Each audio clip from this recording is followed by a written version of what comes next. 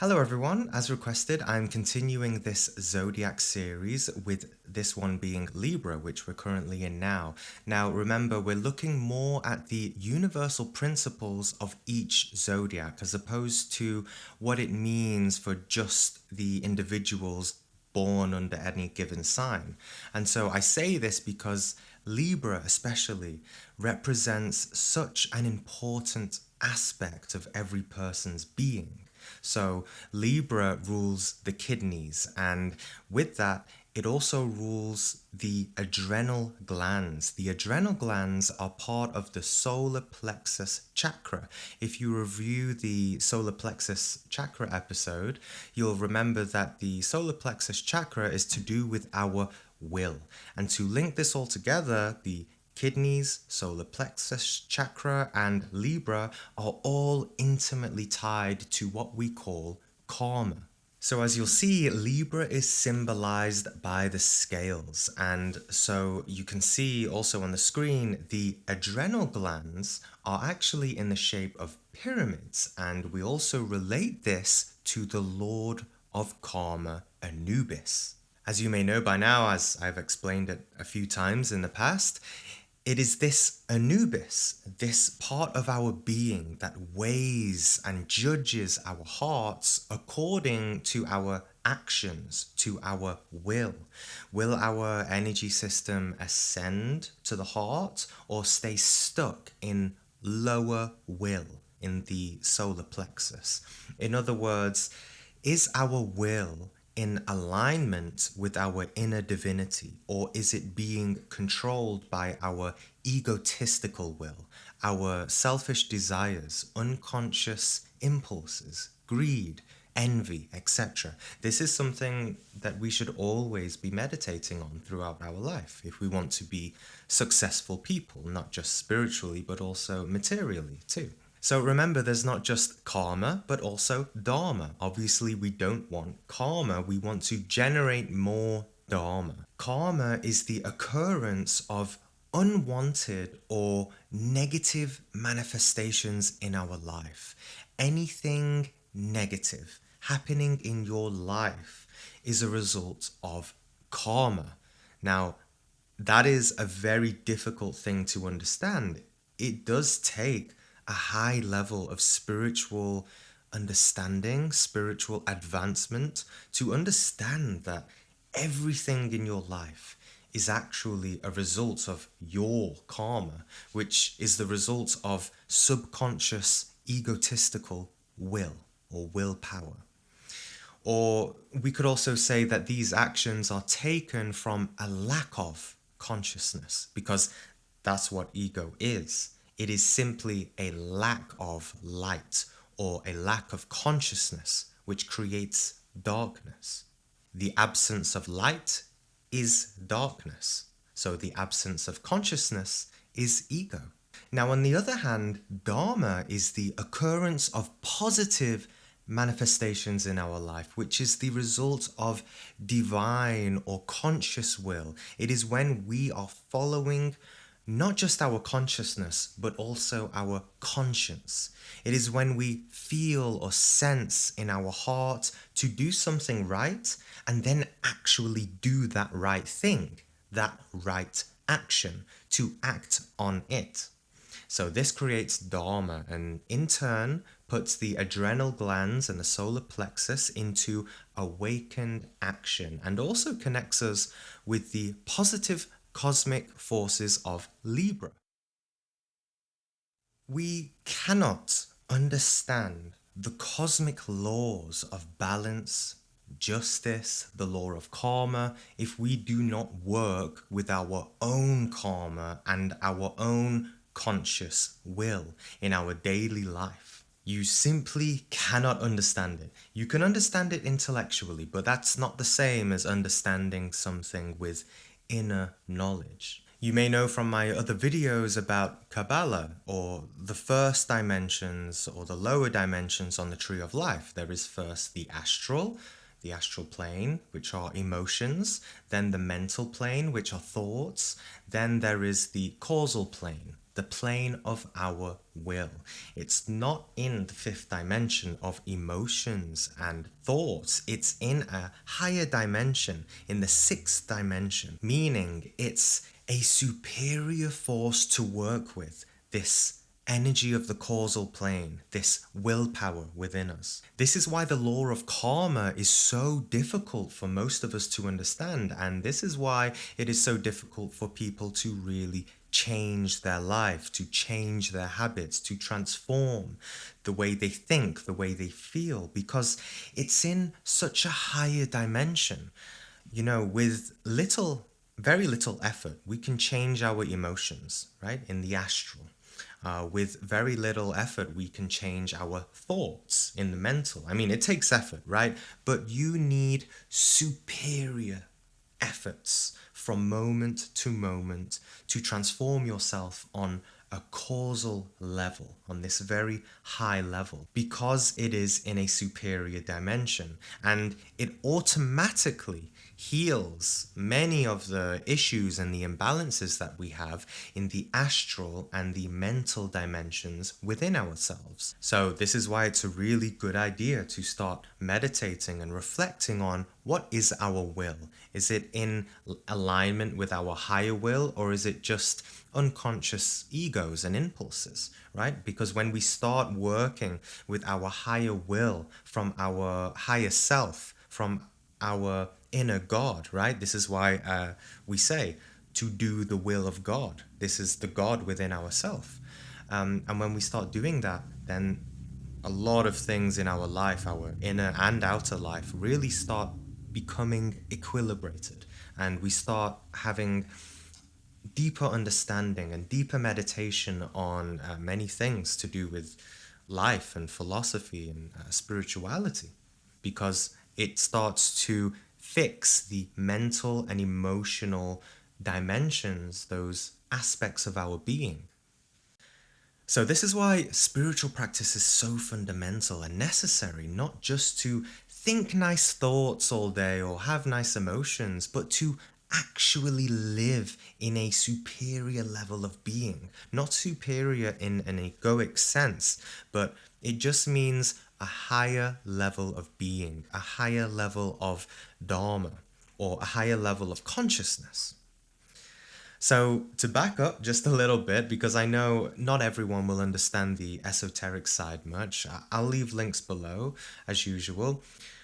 This time of Libra calls us to equilibration, balance of our entire being. It calls us to the balance of our consciousness, to stop doing too much of this negative thing in our life and do more of this positive thing in our life. It is to find inner peace, find clarity, and the mental and emotional balance that we need in order to gain and perceive what exactly we need to be doing in life and how to do it in accordance with our higher intelligence, the silent language of our intuition.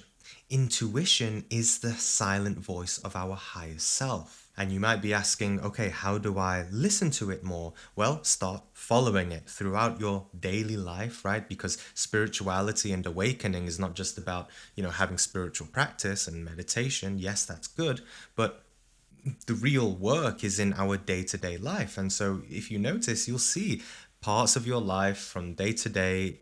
There's certain moments where your conscience starts speaking to you and tells you to do something, but usually we don't see it, or we're just ignorant, or we don't have that force, that will to act on it. So in order to strengthen it, all we have to do is start acting on it, and then it becomes a stronger habit, and we form a stronger connection with our inner being, our inner God, higher self, whatever you want to call it. So to keep trying to back up a little bit, this time of Libra we're in is also ruled by the planet Venus. Venus is the planet of love.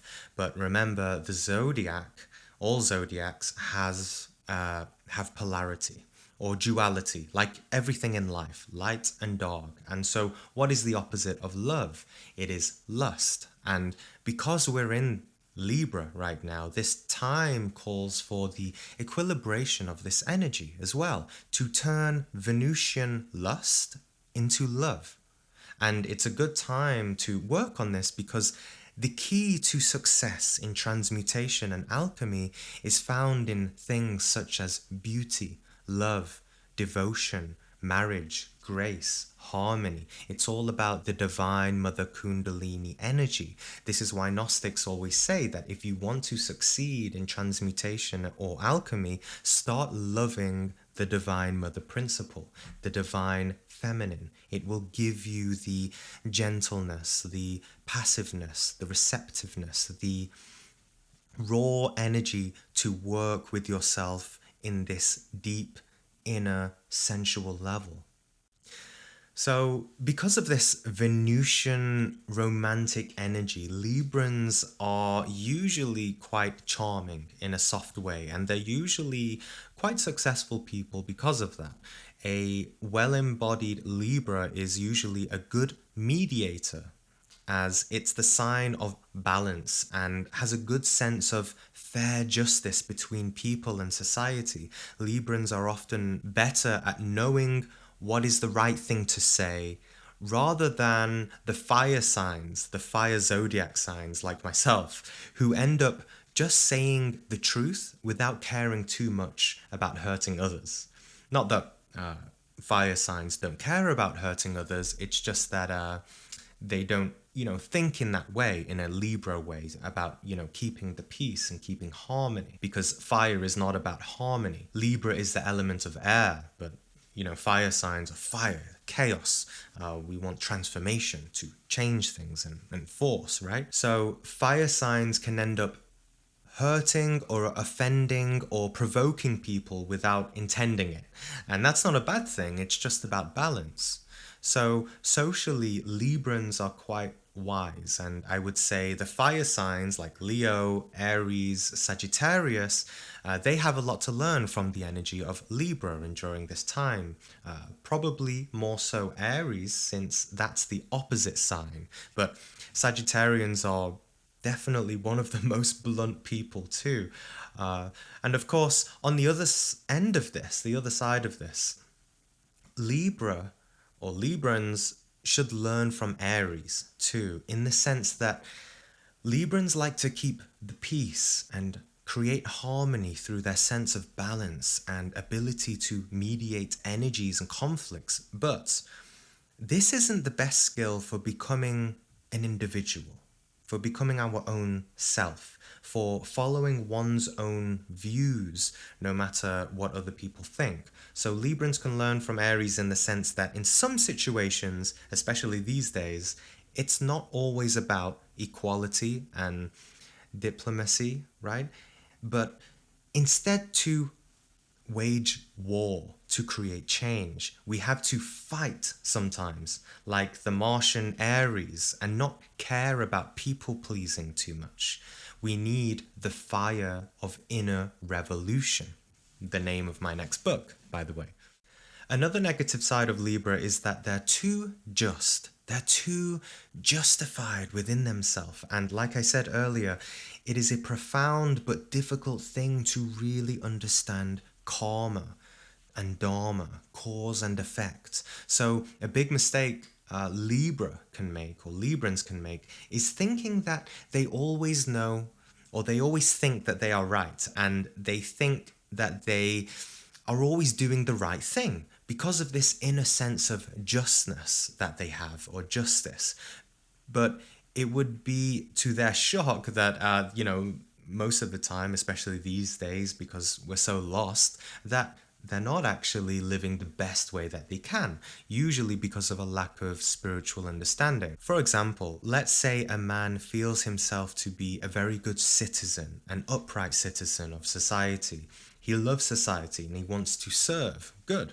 But he feels that just having a job and providing money for his family is all that he should do, and he overlooks his responsibilities to be a good husband, to be a good father to his kids, and probably to look after himself too.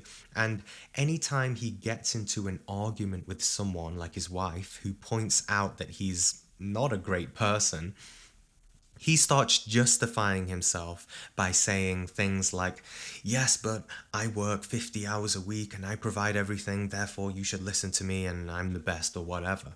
So you see, he's too just and too arrogant in his justifications. So, it's not always about, in this case, it's not always about working 50 hours a week. Perhaps his inner being is actually calling him through his intuition, through his conscience, to do less hours so that he can be a more happier and more equilibrated man for himself and also for his family.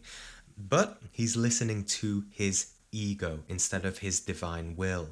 The causal plane, the plane of cause and effect, tips the scales to the negative side. Anubis sees that the heart grows heavy and the manifestations in the astral and mental become more negative. They become more dense, and eventually everything manifests in the physical, the third dimension, and we suffer. So I will do more videos on Kabbalah in the future, but for now you can simply think of it that on the diagram that you can see on the screen, the top spheres, the higher dimensions, that's where everything comes from, and everything trickles down. There's this trickle down effect into the causal, the astral, the mental, and then finally goes into the vital body, our sort of energy body, and then manifests in the physical plane. This is why our thoughts, emotions, and will are so fundamental to become conscious of. So another negative of Libra is that they need to learn forgiveness. With their gift of their natural sense of justice, they can struggle to understand why people do very bad things. And they have to understand that each individual is an individual, and each one of us has a specific purpose. Our world, our earth, is like a god, or it is God. And each one of us is just one of his hands, his infinite hands, right? Or one of his fingers. So everyone has a specific purpose, and it's easy to misjudge or misinterpret why a person is doing that thing. And sometimes on the surface, it seems that a person is doing the wrong thing or negative thing, but actually it is in alignment with their higher will. It's in alignment with the law of karma, because this is how God has judged or planned out the way things to go. For example, there was a person I know in my family, let's say. I was living with them at the time, and this person was doing things that was deeply hurtful and just wrong to someone else that I know. It was a horrible situation to see this other person suffer so much. Now, in my conscience, I knew I had to do something. So I spoke to the person who was, doing these bad things. And I could see that through peaceful interaction, he did not understand what I was pointing out. So after some time, some weeks passed, I approached him again. But this time, it wasn't peaceful. I cut straight to the darkness and I laid out everything, basically in a very confrontational way. This he did not like, and he hated me for this, basically. Now, please understand, I don't go around, provoking people. These people are my family, very dear to me. And I knew in my conscience that I would have gained karma for not saying anything. I would have suffered if I kept silent about the bad things that were happening in front of me. So remember, we don't just pay karma for what we do, but we pay it for what we don't do as well. So anyway, he didn't like this. And funnily enough, he was a Libra. He is a Libra. He didn't like that I conjured the opposite forces of his zodiac. I conjured the Martian forces of Aries, the forces of war against him, right? Because he's a Libra, which is the opposite. And a Libra only likes peace. So this is what Libra has to learn, that peace is not attained through ignorance and just harmony, but it is attained through the sword of justice and confrontation. A Libra has to not be scared of confrontation. Confrontation is necessary in our life, but most of us don't like it, right? Why? Because most of us don't confront ourselves. What is spirituality if not a confrontation with ourselves? We should be very careful with spiritual teachings that do not ultimately lead us to inner confrontation. So, anyway, to finish that little example, today the house that I was living in is a lot happier because the person who was being hurt is no longer being hurt. They were both able to communicate eventually to each other after the pain of realizing the situation they were in, and now they understand each other. That positive change would have never occurred if there wasn't these fires of Aries, the Martian fires of spiritual war, of revolution in order to change. So, of course, he was angry with me for a few days, but eventually he was able to forgive me because he saw the higher purpose behind it. So, I think this is a good example between the opposite ends of fairness and peacefulness of Libra and the revolutionary warrior energy of Aries. This polarity exists within all of us, and it's a difficult and fine balance to attain. It's very subtle because we don't always want to be just completely passive and completely peaceful, but we don't always want to just be fighting everyone all the time, do we? So we need to act intelligently and know how to behave in any given situation as well, in any given moment. And that energy to fight in order to change is also playing out on a mass scale as well, with revolutions happening everywhere. So, people who say that, we shouldn't fight and there shouldn't be sort of any violence. I mean, how do you expect this world that we live in to change without this fire of fighting, of confrontation? So, really, in this time, we need more Aries energy than Libra energy. Libra is good for peace, harmony, balance, contentment, and Aries is good for change, growth, transformation. But it's still a balance and inner equilibrium is the main message here, and especially for this time period. It is the main thing to focus on in this time. And also to understand that justice and equality is not always possible, especially in this day and age of chaos and darkness and uncertainty and all of these things happening right now. And it is far better now to apply this sense of balance and equilibrium and harmony towards our inner world and not be too attached to trying to attain this in the outer world. For example, another thing that Librans may struggle with is that they focus too much on trying to create a peaceful environment in their external world, whether it's their work or the house they live in, always trying to help others and put others before themselves. That's, it's a virtue, yes, but of course we can't really help others if we don't first help ourselves internally. So I would say that anyone who always puts others before themselves too much because of this sense of maybe even compulsive sense to make others happy and create harmony, but forget themselves in the process, forget their individuality, probably has some imbalance in the Libra part of their being. So they need to focus more on meditation and attaining this harmony within and become more detached, because only then can they truly create harmony in the outer world much more effectively, because then we actually know what harmony is rather than trying to chase after something externally. So, the main teaching here is to attain balance, to attain equilibrium, equanimity. And how do we do that? Well, of course, we need practice, right? But also to understand how our energy attaches itself to the external world. And we need to understand this through self-observation, through watching ourselves day in and day out.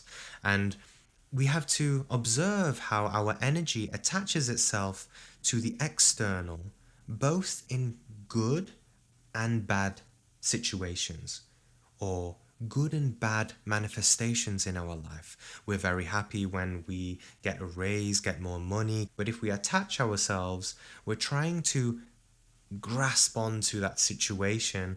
And then eventually, on the other end of that, because of attachment to these things, we start to resist more negative things that happen and we create more suffering. Our consciousness identifies with all of the exciting and fascinating and nice and happy things in the world. And paradoxically, this is not good for our inner peace. This doesn't mean that we stop. It doesn't mean that we necessarily stop doing certain things. It means that we stop being so heavily emotionally invested in the outer world, like desperate maniacs struggling to find just a hint of peace, right? So we have to learn how to look at both pleasure and pain, profit and loss, happiness and sadness with complete indifference, to be totally impartial to the good and bad things that happen in our life. And this is a much more effective way in order to attain true equanimity and the balance of the scales of our inner world, of our karma. So definitely see a video that I'll put in the description below called The Law of the Pendulum. And lastly, the Gnostic practice for Libra is very simple, but very profound when done profoundly. It's generally taught to stand up, but you can also do this sitting down if you can't stand up. You can also do this on your knees as well, because we are working with the forces of karma, the judges of karma within our being, and we're asking and pleading to this very high dimension for change, right? Because there's the fourth, fifth, sixth, eighth, ninth dimensions. I mean, these are very high, and we can't just think that we are suddenly able to access these. This is why we have prayer. This is why we really work with the ego in every single way that we can, to meditate, to pray, to sing, to do mantras, anything to just try and rise the incense of prayer into the higher dimensions in hopes that we can plant seeds in order to manifest a deeper and more profound life. So this practice, you can go on your knees, you can sit down. It's taught to stand up. So for some time, you can do the Egyptian cross, by the way, which is put your right hand over your left hand like this, and you can pray like this, or you can pray like this, whatever. You don't need to use words here. You can simply meditate, or you can just put your hands by your side. It doesn't matter. What's important is to meditate and reflect deeply on the law of karma and the imbalances in your life and how you will proceed, and also just in the moment feel the energies of your imbalances. And for just some moments relaxing and getting ready to do this practice, it's very simple and it's quite quick actually as well. So be sure to do it slowly and mindfully. What you do is you move like a scale. So you put your, after a few moments of relaxing and getting ready to do this slow practice, you extend your arms to the sides like a scale. Okay? And what you do is, closing your eyes, you incline 7 times to the right and 7 times to the left with the intention that all of your energies become equilibrated in the kidneys. The upper half of the spine moves like a scale, like this, right? So don't move the bottom half of the spine with the whole body like this, but just the top half, so like this, okay? And you keep your arms straight the whole time. And you simply go back and forth. So begin to tip to the right, okay? On your screen, it might be different because I'm recording on a camera, but begin to tip to the right. That's it. And tip to the left. That's it. Do this 7 times. I'll do it one more time. Tip to the right with the intention of balancing the energies and reflecting on everything I've basically said in this video. And then tip to the left. And that's 1 round. Do this 7 times. It can be done anytime, when you wake up, in the middle of the night. It can be done before or after deeper meditation. If you do it in the middle of the night and go back to sleep, you may have an experience with the archetype, the principle, the god Anubis. I've had an experience through this actual practice. I've had an experience with Anubis in ancient Egypt and walking through the temples of ancient Egypt in the astral, which is, it's not ruined and there's not tourists there, but the actual life energy of ancient Egypt is still very much alive. So go right 7 times and left 7 times. This equals the Arcanum 14, which is temperance. Okay, further reading below. I hope you enjoyed this video, everyone, and found it useful. My next video will be a special surprise or gift to everyone, including updates on what I'm doing, the projects I'm working on. So yes, stay tuned, stay balanced, and see you soon.